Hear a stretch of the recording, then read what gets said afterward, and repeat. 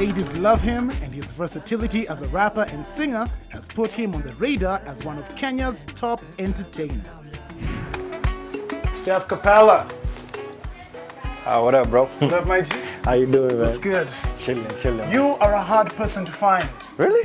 Yes, really. And see, this is literally one of the many things that I find interesting about you. Like a lot of the local artists that we interacted with, Right. they're all over the place. You Right. know, you see them Right. in interviews, you see them on the gram here and there. Right. The only time I see you is when you're dropping a fire track. If you've got a gig here or you've got a TV interview, do you do that Right. deliberately? I mean, I'm a low-key guy. I think I like my alone time a little bit more than most. So like I'm always chilling or I'm just doing something behind the scenes. Usually in studio, usually working on a song.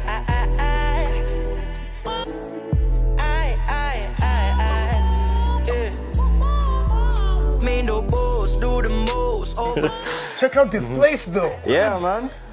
Time traveling, man. I'm telling you, like, there's such a huge collection here, man. I tell you, man. It's wazimu. When it comes to LPs, like I'm pretty sure you had a couple of them, like in your parents' house growing up. Yeah. I mean, I don't know if we had like a collection. My mom was a staunch Christian. Because you know, even in your tracks, you do Right. you do English, but you also throw in Sheng, Swa, Right, in that. right. Is it just a natural thing for you, or do you feel like a little bit of pressure from just the general industry to kind It's a of good craft it like question. It's a good question. I think it's a little bit of both. If I'm being honest, I think it's a little bit of both. When I was in the States, I was doing like music in Swahili for a little bit, and then I discovered like the Kenyans abroad didn't really care for like They didn't want for that. us, you know, as much. The artists who were there, like at that point, we couldn't struggle, like. So I decided if I'm gonna do this thing, I'm just gonna do it in English. I'm in the States after all, and I'm trying to be a global superstar. Exactly. I might as well just go ahead and start doing this music in English. I don't get it anymore. I could've sworn we had a real thing. Should've told me how you really felt before. We on the phone cause you all alone. He always leaving and you never get. Like after doing that for a while, you come to discover that people are not looking for something they already have. They're looking for something new. Like they're looking for that novelty of having like an accent or having like the way you sing your songs.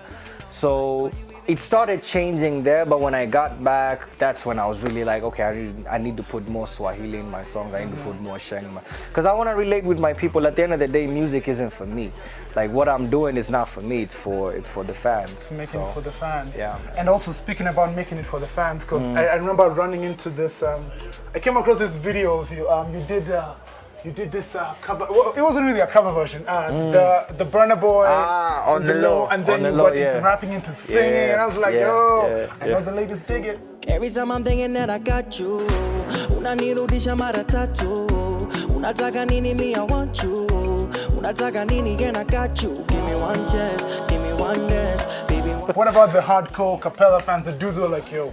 That's why I got exposure for. I like that you mentioned exposure, because yo, that was a fire record right there. First off, don't be talking about the culture. Money talks, don't be talking about exposure. Gang guap. Fire record right there, bro. Like the response. How was it for you? We didn't expect exposure to do well. We actually didn't shoot it with the intention. The intention was not to have it become the massive jamming. No, it wasn't. And after we're done with it, we kind of like shelved it for a second. And then we just decided, okay, why don't we just do a lyric video with the footage? Pick a side, running with the opposite of guys. You decide, I decided I'ma be me. Didn't expect that, but that's just the music industry. The things that you think are gonna do so well, sometimes they. What are you doing with that exposure? I'm currently working on my album, so we're trying to make sure that when it does come out, it comes out with the kind of impact that we are hoping for. So right now we're just laying the groundwork. The album itself is done. As far as like recording, mixing, whatever, that's done. Now we're just laying the foundation and making sure. It's about to be Kapela season. Litty. Speaking on vision, I was checking out these turntables and I'm curious about something. Do you subscribe to the I'm the MC, I come through, I've got my guy, DJ doing the mixing, no playback, we just go. No. No? No, I mean, I always have a DJ. Shout out to Kill Switch if he's listening. I always have a DJ, but he's always like, it depends. It depends on what kind of event we have. Yeah. If it's like a concert type gig, then we have a band and maybe a few backing tracks here and there. You know, the thing about a live band is you can always customize the performance even on stage at that moment. It's a couple of the places you perform. Like let's compare performing in like in Kenya to outside of it. Right.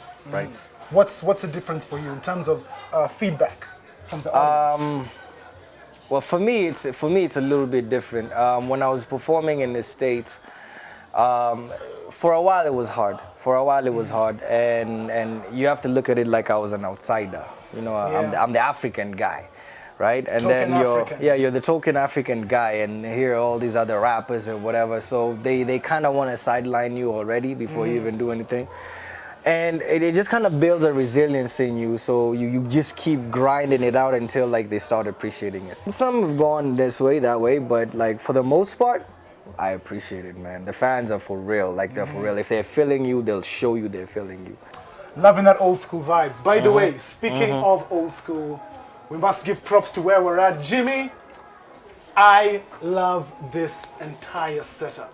This is a great time vault. Could you just like tell me something about, because I know LPs, I know an LP player, a record player. I know it ideally looks like all of these, but all these look so different. Is this like the oldest one?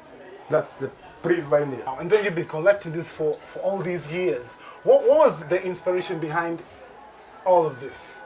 Well, I didn't want to do what everybody was doing.